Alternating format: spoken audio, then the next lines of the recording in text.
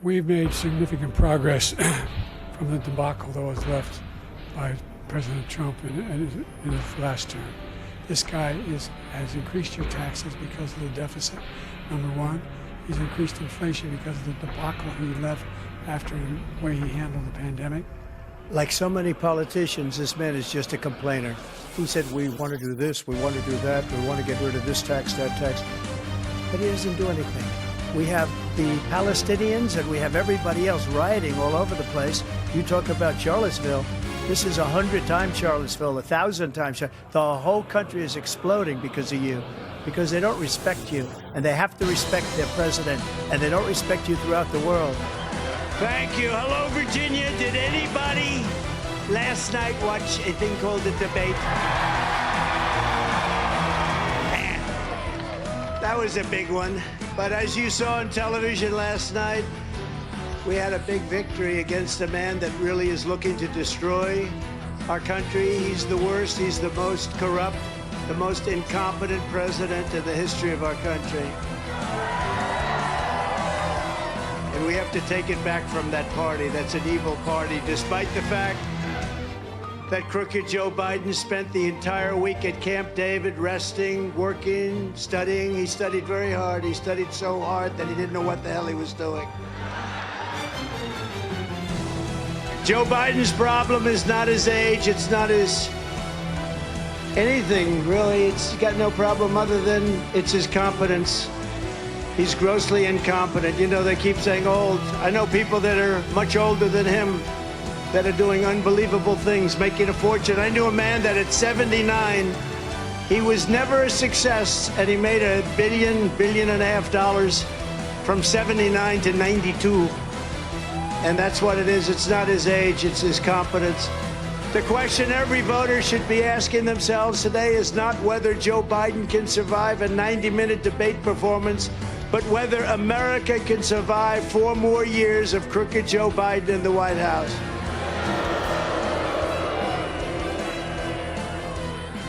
In fact, I don't know if we can really survive 5 more months. This is the most dangerous time in the history of our country, in my opinion. Many people are saying that after last night's performance that Joe Biden is leaving the race. But the fact is, I don't really believe that, because he does better in polls than any of the Democrats they're talking about. You've seen that, Glenn. These polls come out with some of the names they're being, like Gavin Newsom. He can't run California. He's one of the worst governors. No, he's a bad governor. He can't run California. People are leaving one of the most beautiful places on earth. In terms of weather, in terms of everything else, you can't do any better than California. He's doing a terrible job. But he gets up and he says, oh, California's doing great, pa, pa, pa, pa, pa, pa, like a machine gun, pa, pa, pa, pa. But it's doing bad. People are leaving so fast, and he'd be easy. But he's got lousy poll numbers. And you take a look at some of the others. Then, of course, Kamala is somebody that will be on the scope.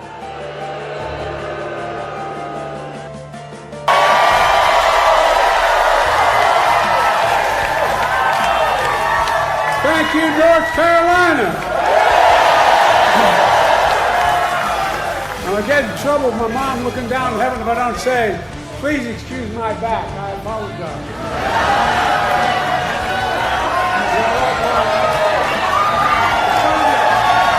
It's good knowing you have my back. I know I'm not a young man.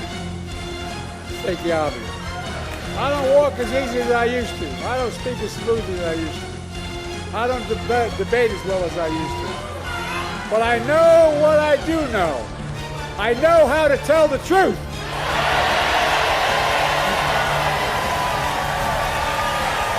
I know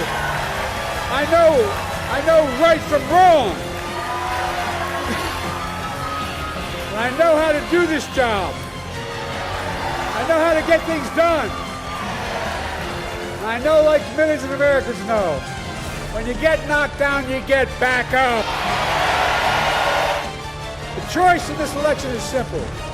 Donald Trump will destroy our democracy. I will defend it.